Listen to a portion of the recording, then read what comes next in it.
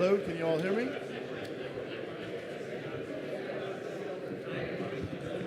Can you guys hear it? Yes, that one works. All right, if you guys will all be seated, we'll proceed with Governor Christie and then finish up with some closing remarks by Senator Lieberman. And if we could get the mics on. Thank you. Testing. On. You can hear me? Yep. Okay, if everyone would be seated so we can get, I know it's been a long day, but this will be a highlight. It will. I've had the pleasure of introducing and talking to about a variety of people today. Governor Christie is somebody I also get to call a friend and somebody that I've admired in politics for a long time.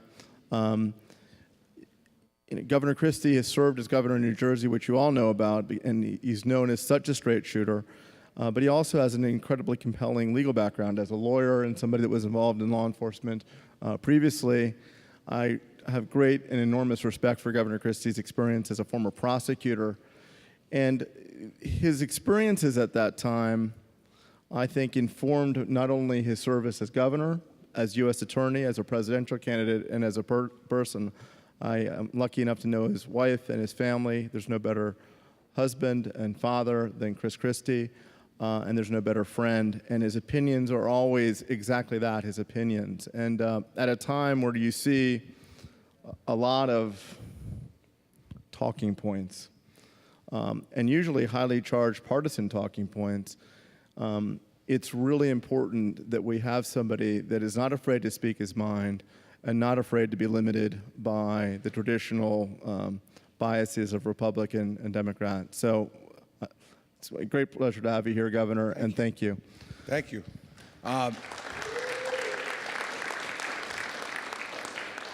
When Mark gave the no better husband or father thing, I really wish my wife was here. That would be really... I'll convey it back. Please, yeah, relay that to her, would you? Absolutely. Well, it's good to be here. I thank you. It's an issue and a set of issues that are incredibly important to me. They were very important to me during the presidential campaign in 2016. They continue to be important to me in not only in my role as governor, but in my role as someone who tries to give my best advice on a regular basis to the president. Great. All right, I want to start with a question. I want to change reality. I want to do some fake news. We're 222 days into the presidency of President Trump. Let's change the reality and have some fake news and pretend it's President Clinton today. What's different on these issues and on the foreign policy issues under President Clinton versus the current President Trump? What do you see as the differences? What would we be talking about today? What would be the differences?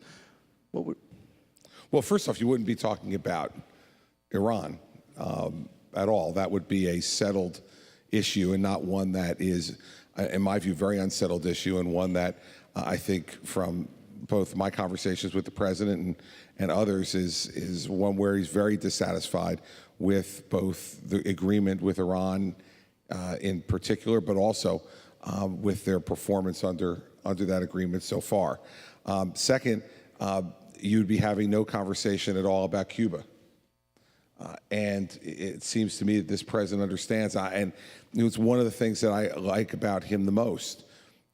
When he was getting ready to give a speech he gave on Cuba, I said to him, called him before the speech, and I said, Mr. President, please do not forget that this regime in Cuba is harboring and continues to harbor the murderer of a New Jersey State trooper, Joanne Chesimard, who killed New Jersey State Trooper Werner Forster, and she was tried and convicted and sent to jail and was broken out of jail when she's being transferred. She escaped to Cuba, and she's been harbored as a hero in Cuba. And the last administration, and certainly a Hillary Clinton administration, wouldn't have given a darn.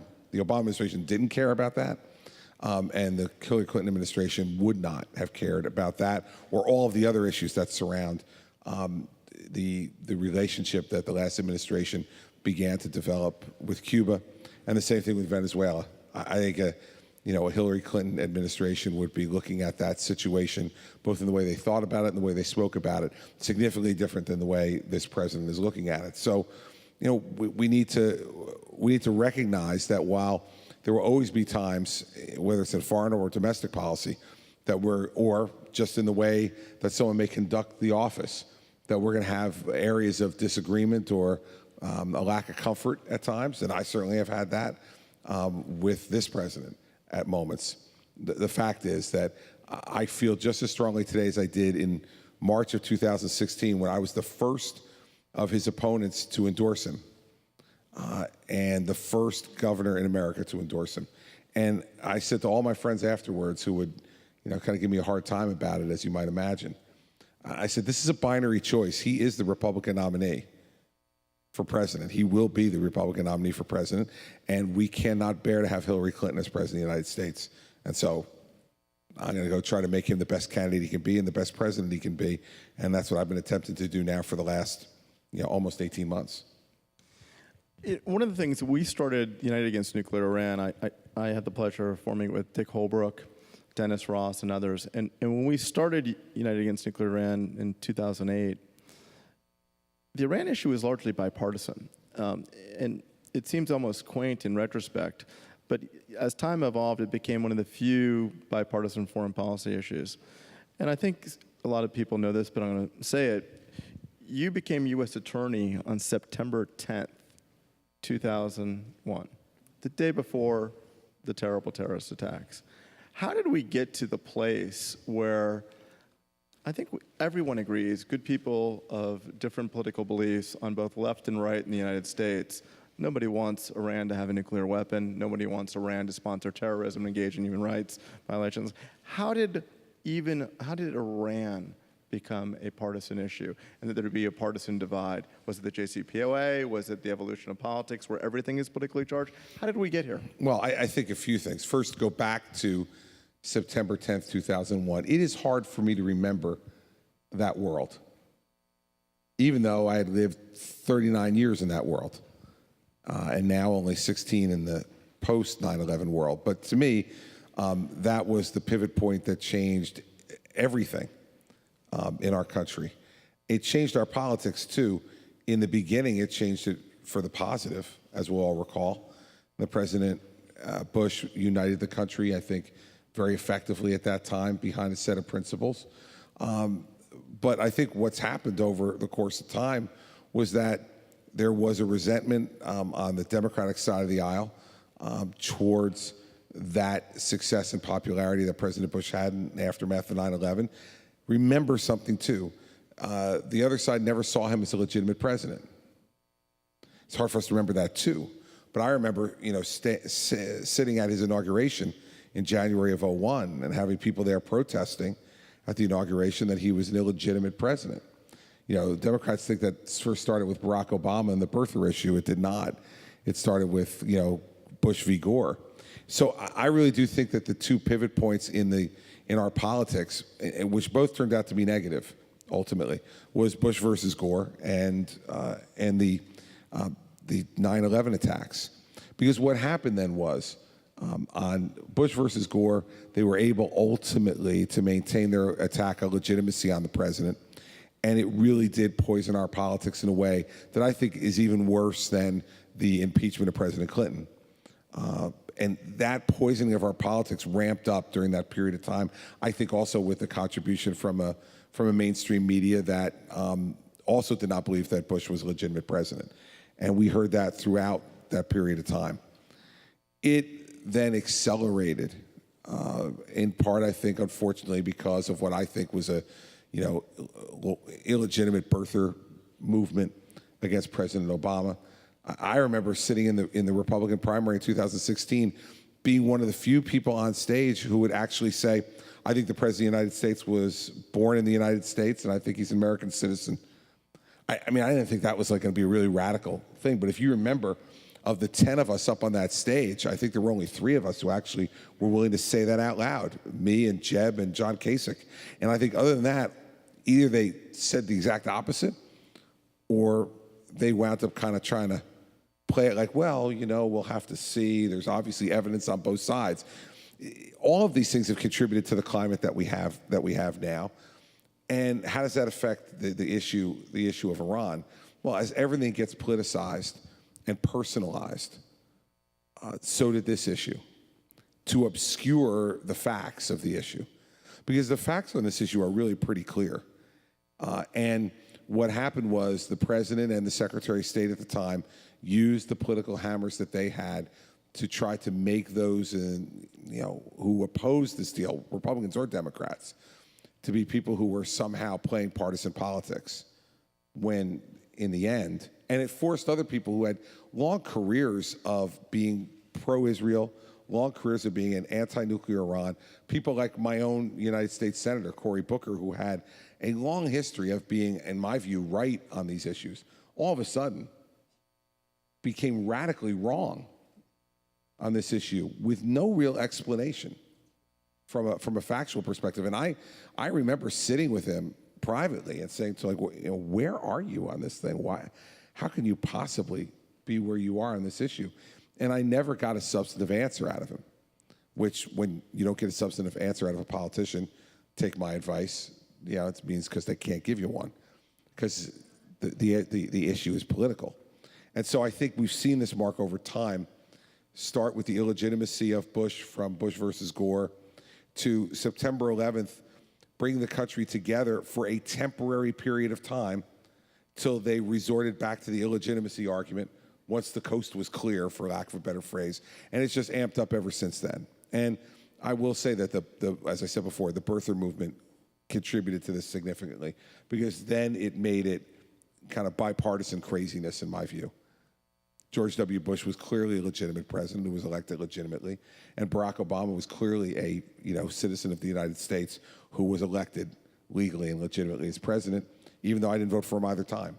So we no longer can have those kind of conversations. And I can tell you, by being a candidate in the 2016 race, the last thing I'll mention on this, which doesn't impact directly on Iran, but on the atmosphere you're talking about, is Superstorm Sandy's anniversary is 5 years ago now, next month. And I had the temerity, 2 days after Sandy, 6 days before a national election, to actually welcome the President of the United States to New Jersey to survey the damage, and that when he got off of Air Force One, I actually shook his hand. This became the famous Obama hug. The handshake became the hug, which in my own party deemed me to be illegitimate. And I can tell you, of all the issues that I heard in over 100 town hall meetings when I was running for president that I did in New Hampshire, and about 50 that I did in Iowa, the single issue that I heard about the most as to me was that I couldn't possibly be the Republican nominee for president because I had hugged the President of the United States when 365,000 homes in my state had been destroyed, and our state was 2/3 without power and completely underwater. And because I had shaken the hand of the President of the United States, that had turned into a hug, which turned into a tacit endorsement, which turned into me being an illegitimate Republican. My answer remains today what it's always been, which is I was doing my job. I got elected to represent and serve the people of my state. I'm the head of my state, not just the head of my party. And this is another example of that atmosphere. And Mary Pat and I thought for sure by 2016, even the craziest people in our party would have kind of put that one aside. But I can tell you, in Iowa, New Hampshire, and South Carolina, it was a front burner issue that I had to deal with and Mary Pat had to deal with. The handshake that turned into a hug. That will tell you all you need to know about why we can't have a conversation in this country about anything, even the simplest things, like protecting your state from natural disaster. That's why you have people like Ted Cruz out there saying that 2/3 of Sandy money was pork barrel spending, but now that Harvey has hit Houston, he needs all that money as quickly as possible.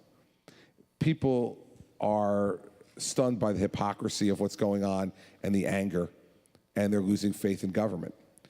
And all that we're talking about regarding Iran and some of the other terrorist actors in the world, and our unwillingness at this point to be able to unite in a bipartisan, nonpartisan cause against something that seems to be as commonsensical as a non-nuclear Iran, I think has its seeds in those type of events. I promised you all that the governor would be saying things that would immediately confront and be hard truths for both sides of the aisle, and it, without a doubt, upset people on left and right, and that's why I'm fortunate to call him a friend. I think that's the best thing we can do in our politics, so I applaud you for it, Governor. Well, from New Jersey, that's our specialty. We anger everybody. I still don't understand the whole New Jersey, but, but I'm learning. You're learning. But what followed? You talked about the conversation that you had with Senator Booker. I had a similar conversation with Senator Booker and others, Senator Lieberman and I, when we tried to thoughtfully oppose the JCPOA. And we talked to a lot of people like Senator Booker, fine people, good people that we called friends, that we knew were aligned. There was similar views, but there was a real, almost partisan mentality evolving at that time. And what followed on was something I think that's even more regrettable. The few Democrats that crossed the aisle and opposed the JCPOA, Chuck Schumer, Senator Cardin, others were largely vilified. I mean, we put up a billboard in Times Square to thank Senator Schumer at the time because he came out opposed to it. Senator Schumer's not always known for crossing party lines on these things, but that was the atmosphere where you couldn't take a stand like this. And these are senators and people that we all both call friends. We know a lot of them. What effect is that legacy, that carryover effect now having in terms of how to deal with the certification or decertification of the JCPOA? I did an interview, a couple interviews on the breaks, and I was asked, well, if you decertify the JCPOA, the sky will fall. And whatever you think about the JCPOA, there's this belief that the JCPOA, because of the sales associated with it, that it was all things to all people, that it was some sort of great treaty with Iran, welcoming Iran back into the community of nations. It wasn't that. So, but what kind of legacy effect does that environment have in the understanding of the JCPOA and the belief that you can't not have the JCPOA have in the context of decertifying? And how do you think that that debate is playing out between the president and his cabinet as they grapple with how to handle Iran? There's a lot there, but well, I'm sure you have opinions. First, let's not forget, I mean, part of being responsible in politics is being willing to assign responsibility. The partisan nature of the JCPOA is absolutely the responsibility of President Obama. I can tell you from my interaction with Democratic friends of mine in the United States Senate, not just Senator Booker, but others, some that were on the side of the president, some that were opposite, the intensity of the partisan pressure that the president put on those individual members of the Senate was unlike anything that I had seen at any other time in the Obama administration, with the possible exception of Obamacare. And there they didn't have to sell quite as hard because philosophically they were even more aligned. And so when you're on the other side of that issue and you see that type of partisan pushing being done by a president on a foreign policy issue, domestic policy issues, we expect a certain level of partisanship.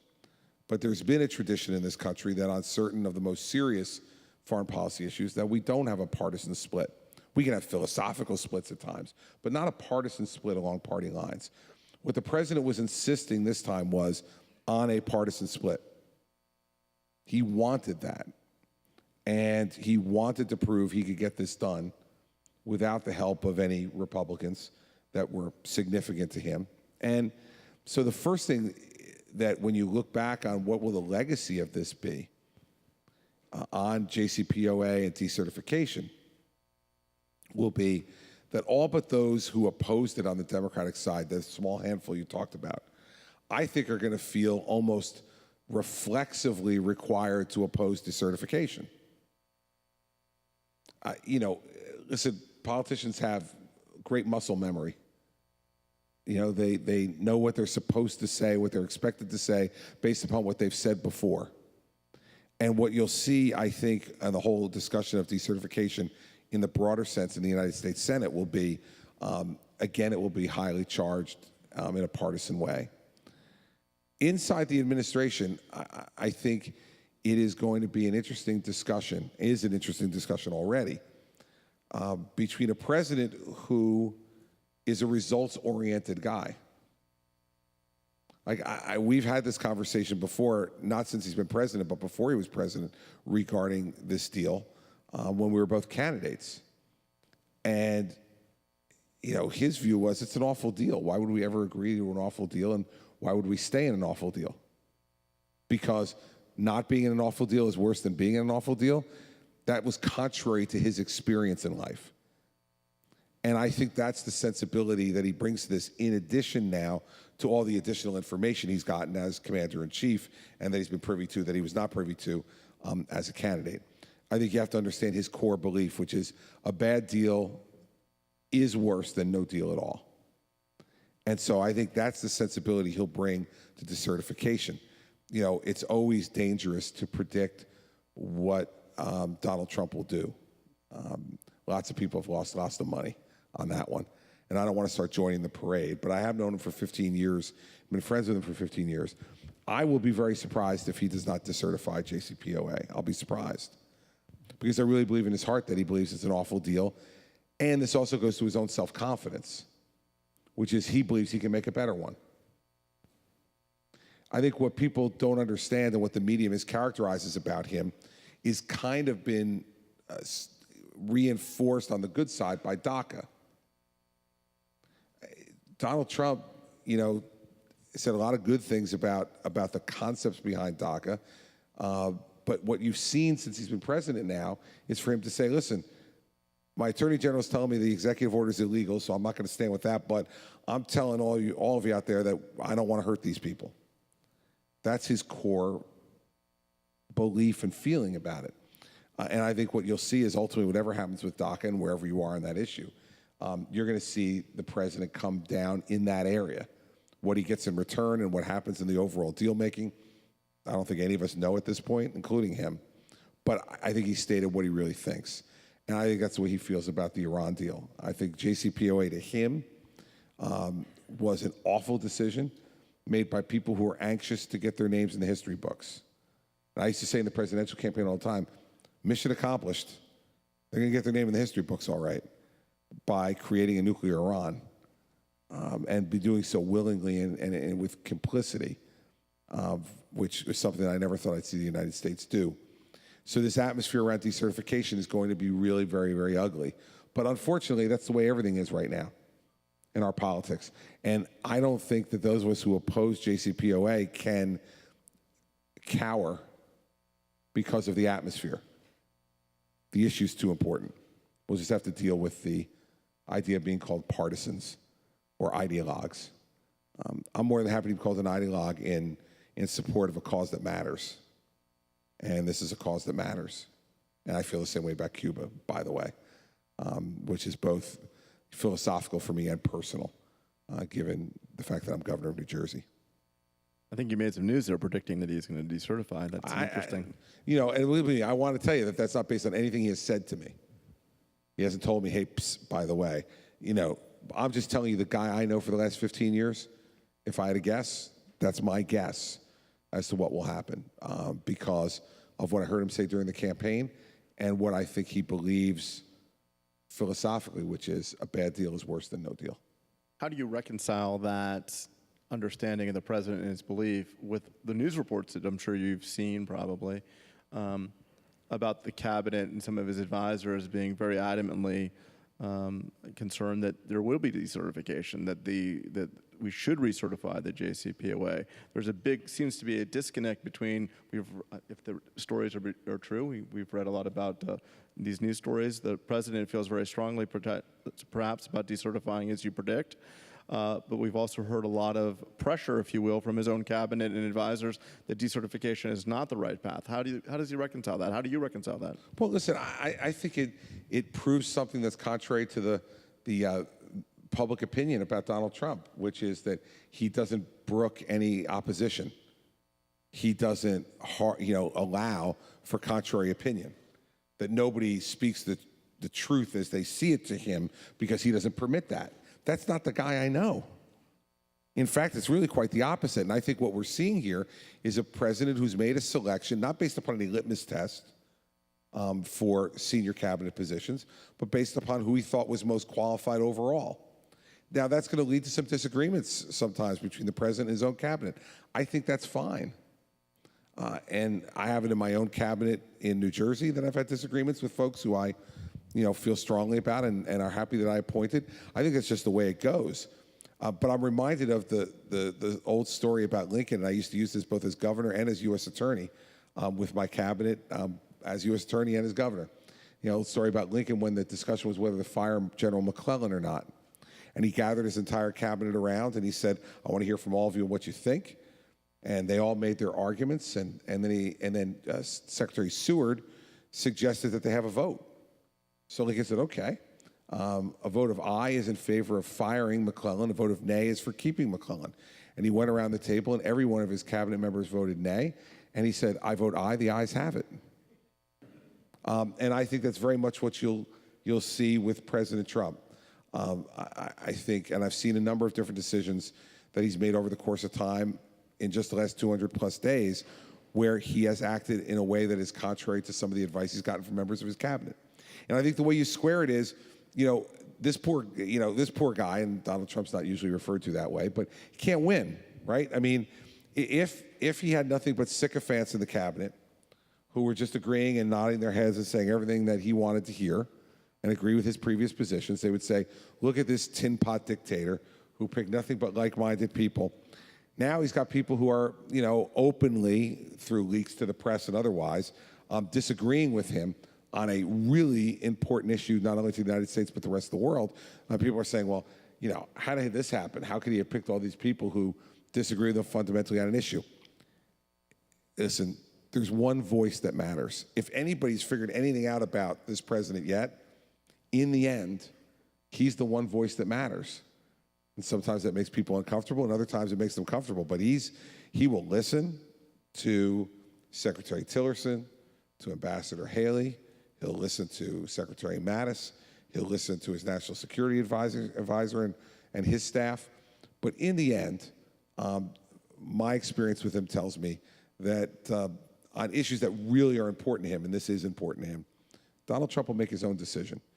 And he'll say to all the rest of them, if it's a principled disagreement and you can't live with my decision, then there's the door. You got to be careful when you're a cabinet member, how many times you want to draw that line. Because eventually your offer will be taken up on. Take my word for it. I've taken up a few people on it over time. Let's shift that construct about the partisanship and the charge debate here, and let's take it offshore. Let's talk about our allies in the region and our allies in Europe. What are the consequences? I spent a lot of time throughout the region in Europe, and it's always hard to summarize world leaders or countries, but we'll do our best. So generally, our allies in the Gulf are enormously pleased, and they think that this is a change. They think that it's a pivot back to our traditional allies in the Gulf, and they're hoping that the president, I think, takes more robust action on Iran. Our Western European allies are concerned because they see the charged atmosphere here, and they're concerned that the president will rip up a deal and not understand the benefits that occur. What are the challenge? What's the potential? What's the effect on our allies when you see this incredibly charged atmosphere here, with whatever you do is wrong? And you made a comment previously about the tradition of not taking our political squabbles offshore. That's a quaint historical notion now. What are the consequences to our allies in the region? And what are the consequences to our allies in Europe and elsewhere? And what's the fallout? Well, let's start with our allies in Europe, because to me that's one that's much easier to explain. I mean, let's face it, this was an economic decision on their part. Well, let's not sugarcoat it. That's what it was.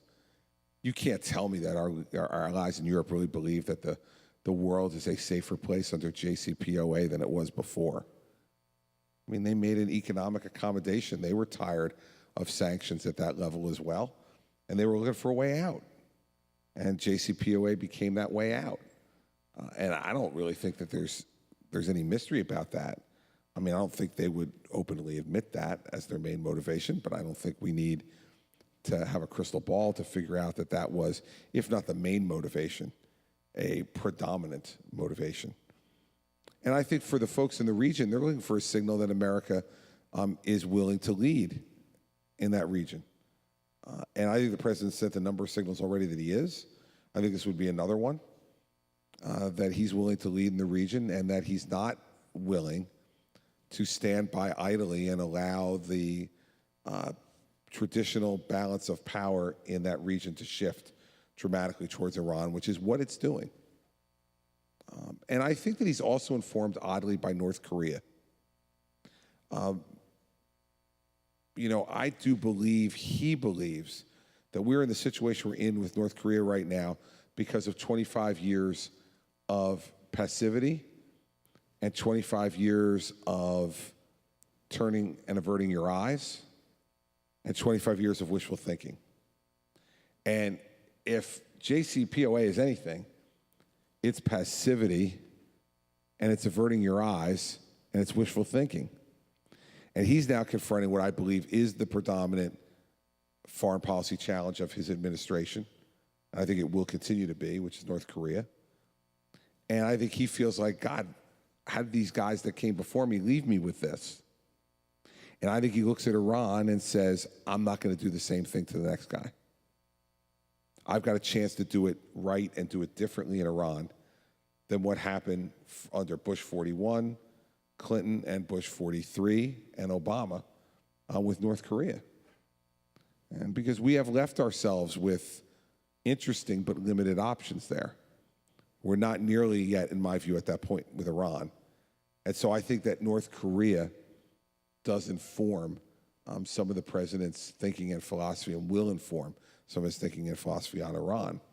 And so our regional partners, you know, they are going to believe that this is a reassertion of America's role in trying to maintain an acceptable balance of power in the region. And for our allies, there'll just be another thing for us to argue about. But in the end, I believe that those issues which unite us are greater than those that divide us, and that we will find our way through that thicket with our Western European allies. But this issue is much too important to worry about whether, you know, President Macron or you know, Chancellor Merkel is going to wind up, you know, getting their knickers in a knot. You know, they'll get over it. And they've got other interests with us the same way they have other interests around the world that they're going to have to reconcile. But the only country that has the responsibility for protecting the world against these threats is the United States. And so we occupy a unique position that we may like sometimes and not like others, but that also gives us much different, in my view, decision-making responsibilities and a breadth of decision-making authority that allows us to do what we need to do regarding Iran. Last question, then we'll take some from the audience if we can be prepared on that. David Axelrod said, I thought it was a very smart comment, he said that every president is a reaction to the last president. I think there's a lot of wisdom in that, and regrettably. And when you look at effectively the camps, if you will, of pro-JCPOA and opposed to JCPOA, what are the chances and what is the likelihood that the camp construct, if you will, in domestic policy of pro-JCPOA being associated with more of the left, anti-JCPOA associated with the right, seeps into our allies, and those allies that are pro-JCPOA will be aligned with right presidents. Pro-JCPOA would be aligned with the left, anti-JCPOA would be aligned with the right. Will that camp construct seep into our allies, and that will be the reflexive reaction of our allies with incoming presidents and down the road? I don't think they can afford to. You know, we've made that decision inside with our own domestic politics and the way we're dealing with things, and I think we're seeing the ramifications of that every day with a Republican House, a Republican Senate, a Republican president, and we're still not getting significant legislation passed. Whether you would agree or disagree with that legislation, it's just not happening. I don't think that our allies have that luxury. I think that they may mouth that and speak that way initially, but in the end, their connections to our country and their reliance upon our country, both militarily and economically, is so great that they have to learn to differentiate. And I think that's what they'll do. I don't think they'll be able to rest neatly into one camp or the other based upon who the president is, because in the end, their interests are so much more, they're so much broader than that. And so I might be a bit of an optimist on that, but I do believe that not only do voters in America vote their pocketbook, I think world leaders vote with what they believe is in their best interest. And if you look at what's happening again in the Korean Peninsula right now, Japan was making different noises, a year ago than they're making now regarding the U.S. When they start shooting missiles over your country and you're a U.S. ally, you go like, well, let's forget that other stuff for a while. Let's talk about the missiles. People get, threat and weakness, and by that I mean an inability, which in Japan is constitutional, to defend yourself and have to rely upon the United States to do so predominantly. It clarifies a lot of other issues and puts them, it's not that they abandon those other issues, it puts them in the right priority order. What is most important? And what are you willing to stand up for and demand and fight for? And I think if you look at it in the context of the Korean Peninsula, people are getting completely reset over in their attitudes toward the U.S. economically and in other ways based upon the increasing threat from North Korea. And I think the same thing would happen with our Western European allies regarding JCPOA as we go into the future with someone different than President Trump who might bring, I don't think they can go into that different camp setting. It just doesn't appear to me be in their long-term interests. I hope you're right. All right, could we take some questions from the audience? I think you all submitted your questions on cards. Thank you. Yes, Governor, we have a lot of questions for you. So, okay. First question is, Iran holds hostage a U.S. Citizen and PhD candidate from Princeton. How does the U.S. work to free this American hostage? And what role does a governor like yourself have in helping to free this hostage and curb Iran's dangerous human rights abuses? Well, it's interesting because I don't know if many of you know this, but as governor of New Jersey, you also sit as a member of the Board of Trustees at Princeton University, because Princeton University started as the College of New Jersey. And at that time, the charter of the College of New Jersey said that the governor would be a permanent member of the Board of Trustees. So I was at the Princeton University Board of Trustees meeting 4 days ago.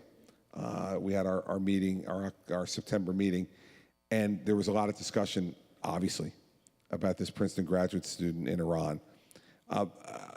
Listen, I think the way you have to deal with this issue, we've seen over the course of time with Iran, negotiating with Iran over hostages is a complicated matter. And I think that force doesn't come into effect here.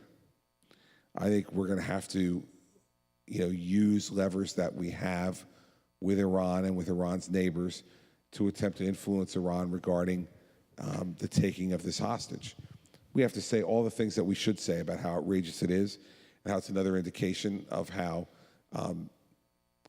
Iran is devoid of respect for human dignity on every level. And it's just another proof point on that. But in the end, this is something that I believe should be handed over to Secretary Tillerson, and that he should be given parameters within which he could negotiate, and then to work in that regard. And then publicly, the president and others should be speaking very directly about what an indicator this is, another indicator of Iran's failure to absolutely respect basic human dignity. I can tell you that at the Princeton board meeting, there was a great deal of discussion among the board members about what could they do individually. What could the university with a $23 billion endowment, what can they do to try to bring influence to bear to get this student returned home? And I can tell you from sitting around, and there's a lot of really bright, accomplished people on that board, there weren't a lot of great ideas. And I think when you're dealing with a rogue nation like this, It's one of the real frustrations. And when that rogue nation feels empowered, because America has, in my view, basically, handed them the keys through JCPOA, that doesn't put you in a good negotiating position with them at all, in my view. Just one follow-up on that. So do you believe it's good American policy? Should we be negotiating with the number one state sponsor of terrorism for hostage release? And do you differentiate that with terrorists, which we obviously have had a long-standing policy to not negotiate? There's been a lot of debate about that, including with President Obama negotiating with the previous releases. What do you think about that? Well, it's how you define negotiation, right, Mark? I mean, should we be in direct principle-to-principle conversations with Iran? No. But there are plenty of ways for us to be able to use allies, to be able to use other conduits to be able to figure out how we deal with this human rights issue. We can't ever forget that, we shouldn't negotiate directly with terrorists, but we also know that we live in a world where, and in a time in our country's history, where the value of human life is, especially in a media age, elevated beyond what it may have been 100 or 200 years ago because of the drama of this circumstance. And we saw it recently in a number of other settings as well with hostages who've lost their life. So, no, I don't think we should be directly negotiating with Iran, but there are plenty of ways that the Secretary of State can use the diplomatic means and relationships that he has around the world to be able to get messages to Iran and to receive messages back from them in a way that doesn't violate the core principle, which I think is important to protect, but also can give some comfort to this family and the greater, broader community of his academic institution that he belongs to, that we are making efforts to try to secure his release. All right, thank you. Next question. What can we do at the local, city, and state level to meaningfully reduce the threat from a nuclear Iran? And the second part of that is, how can people who are concerned about a nuclear Iran advocate and vote and participate in their communities in a way that may actually reduce the threat? Well, listen, I think it was very frustrating to me back during the original negotiation and approval of this agreement that I think that we put together. Let's use my state as an example. We had two different United States senators who went two different ways on this. Yep. And Senator Menendez is not a supporter of JCPOA. I thought that we put together an extraordinary grassroots effort inside our own state to attempt to influence Senator Booker, and it was ineffective. There are going to be times, as we mentioned before in an earlier conversation, that the toxic nature of the partisanship that exists right now is, and this is where I think you see so many people frustrated in the country, is not overcome by almost anything from a grassroots perspective.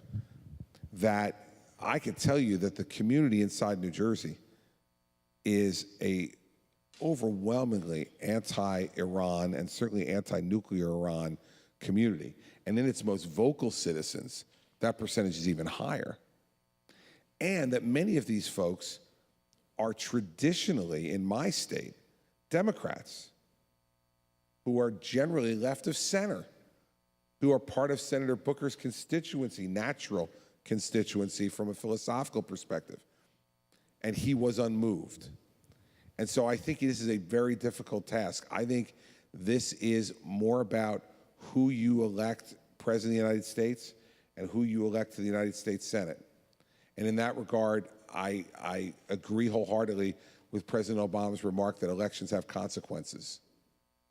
But Governor, just hearkening back to a time, New Jersey was, and the people in New Jersey were great about helping to persuade businesses using the purchasing power of the state of New Jersey, California, Florida, and others. For example, I don't know the statistic on New Jersey, I'm sure that you do. California, if it was its own economy, would be the 8th largest economy in the world. And they adopted strong legislation and law that basically said you can't contract with the state of California if you're doing business with Iran. And if you did, you had to divest that before you got state contracts. Many of the businesses around the United States and Europe said, look, as long as Iran is an outlier, they weren't doing business there. So the purchasing power and the passion of people, New Jersey, I spent a lot of time there, you did this. At that time, I think that energy still exists. Can you speak to that? Sure. I mean, we've done that in New Jersey on a number of different issues, and we certainly have done it on the Iranian issue. And that's what I'm saying. That's why the Booker vote is inexplicable. From any type of commonsensical approach to either policy or politics, it's inexplicable. And that's why when you see something that you cannot explain through common sense, then you know it's the most base politics. Always. When you sit and look at somebody who votes opposite of what you believe to be in both their common sense, philosophical position and is contrary to their long-term political interests, you know that somebody's playing a really crass short-term game. And so in New Jersey, that energy still exists, but it didn't move Senator Booker at the time of the vote on JCPOA. And so I doubt it's going to move him now. I mean, shoot, this is a guy who used to express misgivings about Obamacare in some respects, and now it's come out in like the last 10 days for single payer.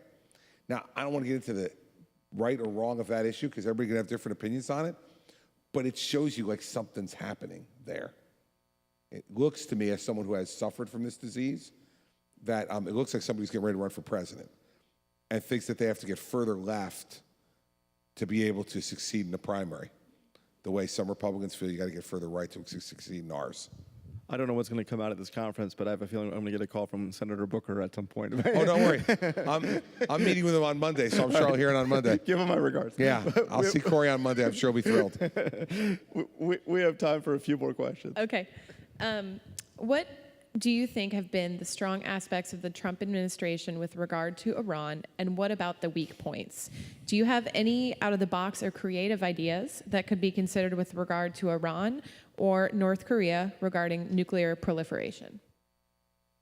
Well, listen, the strong points on the Trump administration on Iran are that the President of the United States has openly expressed his skepticism about JCPOA and have openly floated the idea of decertification. Again, in Mark's earlier question, is something that would have been wholly impossible in a Clinton administration. Would not have happened, wouldn't be a conversation or a discussion.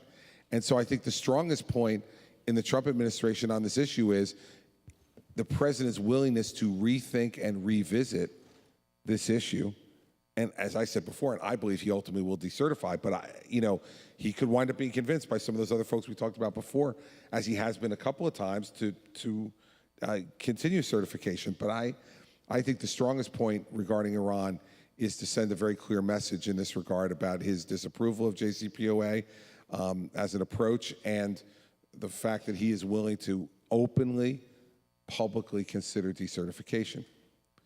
As to North Korea, I think that we've come to a point where we need to really test Chinese resolve. It seems to me that if Secretary Tillerson were sent over to see the folks in Beijing, we're saying, listen, we can't tolerate the idea that North Korea has now proven over and over again that they have operational missiles that can take out targets not only in South Korea, but in Japan and perhaps in Guam. And we have no interest in further nuclearizing the Korean Peninsula. We hope that that's the way you feel, but if you don't get this guy under control, that's where we're headed. I mean, in some ways, that's already happened, right? We've seen more action from the Chinese on North Korea maybe than ever before, and it's also perhaps revealed the embarrassment and weakness that the Chinese have at times with the North Koreans. So in some ways, one of the successes, if you will, of Trump's policy on North Korea has actually been in the dealing with the Chinese, because it's been a different China so far. No question, but it needs to be even more different, right? I mean, I'm from Missouri on this one with China. You got to show me. And you cannot tell me that they cannot show me results in North Korea. And if they can't, then they have a different responsibility, in my view, which is if they can no longer influence North Korea, then what is their interest in the stability of that regime? Migration. Right. I mean, the migration, yes, but in the end, China could be influential in putting another more reasonable regime into place there, right? So my point is that, if, from my perspective, and I said this during the presidential race, if North Korea wants to see offensive United States nuclear missiles in South Korea and Japan, keep it up. Because there are very few options left to us. And the fact is that that's, in my view, would be much more disturbing to the Chinese than the discussion of regime control or regime change in North Korea. Now, I don't know that for sure, and neither do you or anybody else in this audience, but how much longer are we going to wait to test that proposition? Because are we going to wait till he shoots a missile that he proves can go the distance to Los Angeles or San Francisco or Seattle or Portland? I think we have to start to test these propositions because we don't know, you're right, Mark, we don't know the complete level of influence that China has on North Korea. We don't know how the Chinese would react to some of this stuff. Well, I think we got to start talking about it with them even deeper than we may be already and testing it because, this guy, from everything we know about him, which is not nearly as much as we should, but from everything we know about Kim Jong-un, this is not a guy that, in the end will be reasonable, I suspect. I think this is a guy who in the end will vote, quote unquote, his survival. And I think the Chinese are the only ones who can, without violence, threaten his survival through the economic sanctions that they and only they could put on, right? So what's the Chinese want to do? I know they're afraid of migration. I know they're afraid of instability there. I know they wouldn't be thrilled with the idea of a united Korea under South Korean rule. I understand all that. But those are all things that could be part of a negotiation that deals with the larger issue, which is, what if this guy shoots one of these babies off? What if he does, not now, but 2 years, 4 years from now, have the complete capability to do this? I think in many respects, as I said earlier, this is a precursor to what's happening in JCPOA under Iran. And what we do in North Korea will be seen as an object lesson by Iran. They're watching, and how we react, and how much we let North Korea get away with. They figure they can get away with at least that much, if not more. And so I think all those parts are really important and interplay with each other. Last two questions. I could keep you going all day, Governor, but you have a lot of things to do. But last two. Okay. You've talked a lot about partisanship today. Do you think that there is a bipartisan approach to a path forward on Iran? Sure there is. It's a common sense path forward that, like Cory Booker used to believe in. Or Cory Booker. Well, I mean, I feel like we're both. well, I mean, but listen, I think of all the votes on JCPOA, his was the most shocking. And listen, this is a guy who is a friend of mine. When he was mayor of Newark, we did incredibly good things together in the education space and in the public safety space. And I agree with a lot of the things that he's done in the United States Senate. So I don't mean to make Cory the whipping boy on this, but on the other hand, the fact is that to me, it's the most stark example of the partisanship of this issue. And so, is there a path forward? Yeah, there is. And again, I find myself continuing to draw back to North Korea, but I think the two situations are so analogous that if we could have an effective path on North Korea, I think it would allow Democrats who left the appropriate camp on JCPOA a pathway back. They say, well, this different approach worked and was effective in North Korea. We should probably try it with Iran. I don't think that type of whiplash-inducing change will be made just out of a sudden emergence of a pang of conscience. I don't think that's the way it'll work. That's not the way politics works. There has to be some type of rationale that appears to be more objective and not just something where I changed my mind again.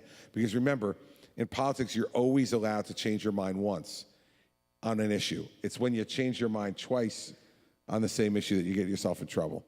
People say you can't be on both sides of an issue. You can. You can be one time on one side and one time on another. But if you then hop back to the other side again, then people start to get nervous. Then they label you an opportunist. So there needs to be, for those people who were anti the principles that are subsumed within JCPOA, and then all of a sudden, because of pressure from a president of the United States, went the other direction, we need to give them a rational public reason to come back, where they could say, well, I didn't know about those circumstances.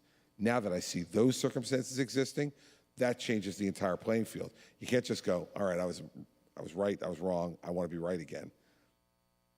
People don't respond well to that from politicians, and then you get the flip-flopping stuff and all the rest of it, and we all start to break out in hives when that happens. It's not good, tough to defend.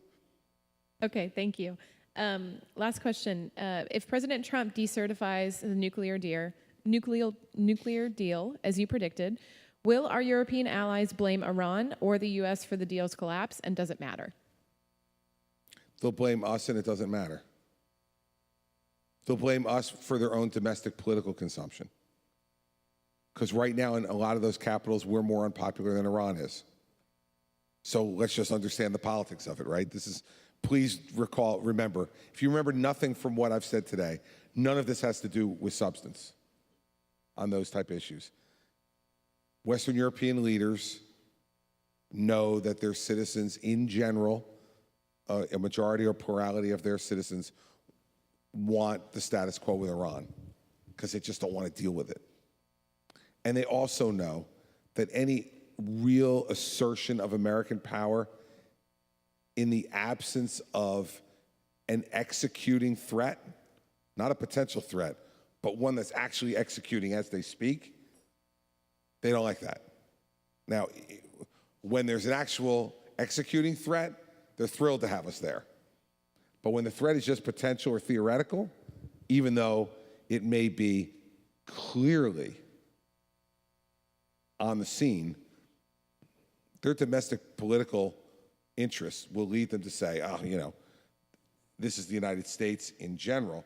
And with this president right now and his level of popularity in certain Western European capitals, this is a layup. I mean, you don't need to be able to split the atom to figure this one out. This one's pretty easy.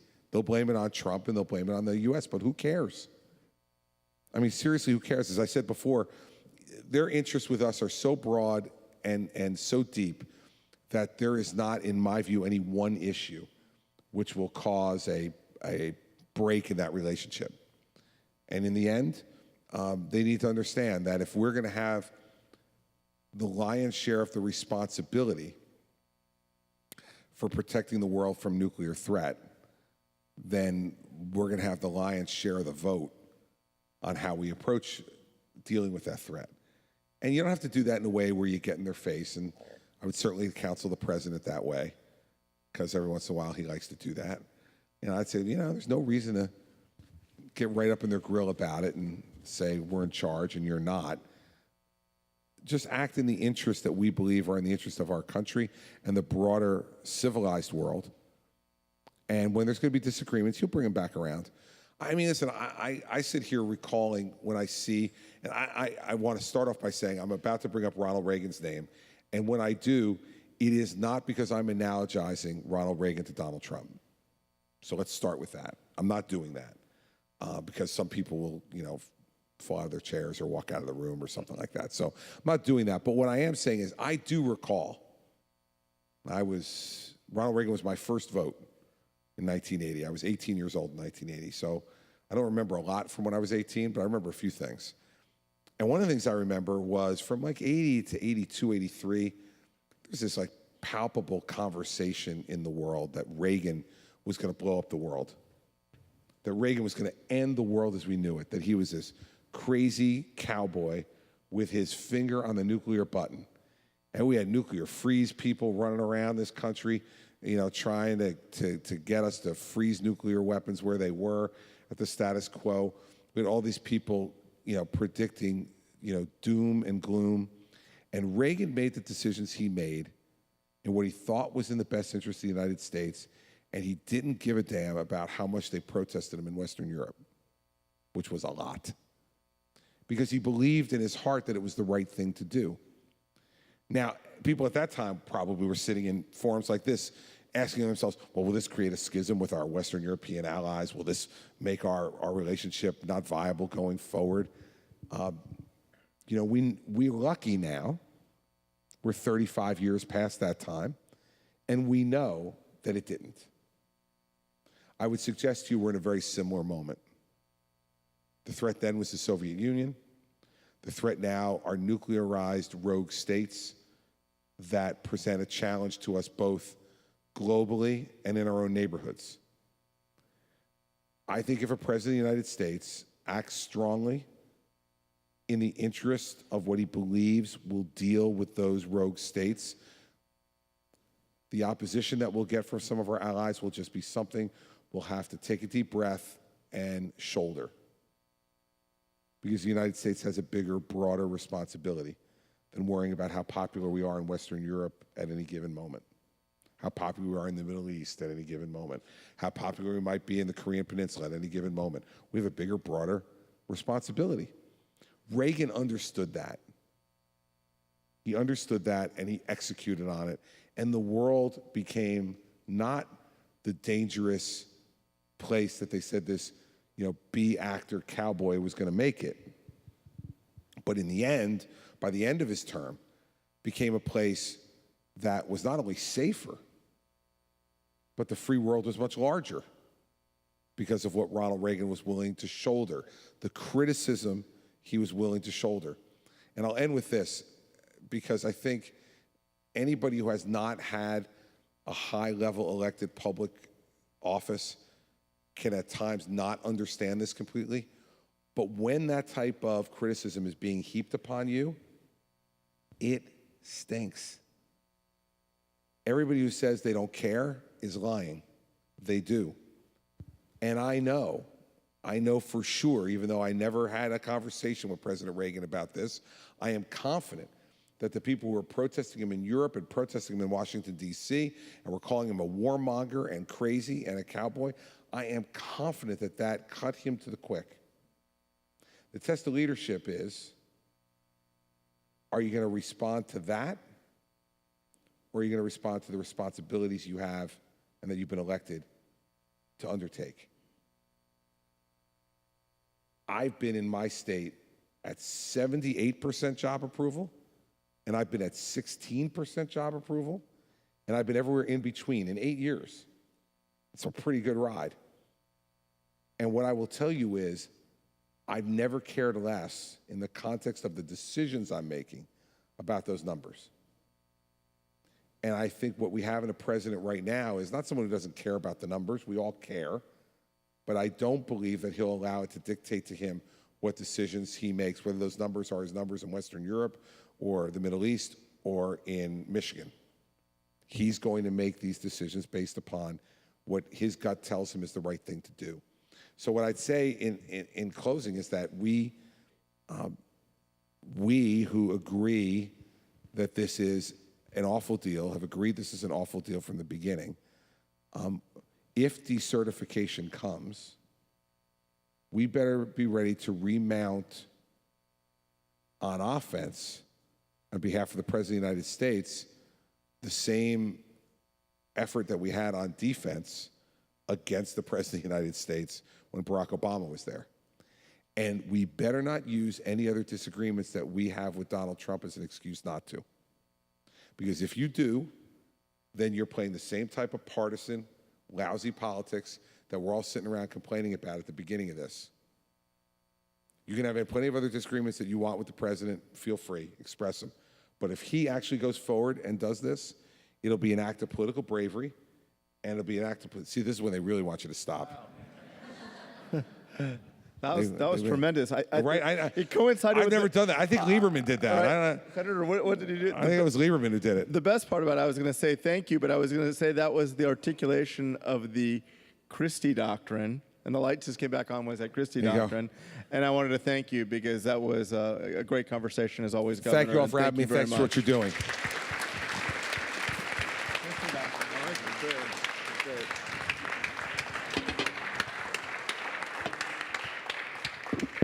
Thanks very much, Governor Christie. I know I was going to join you if the lights stayed out.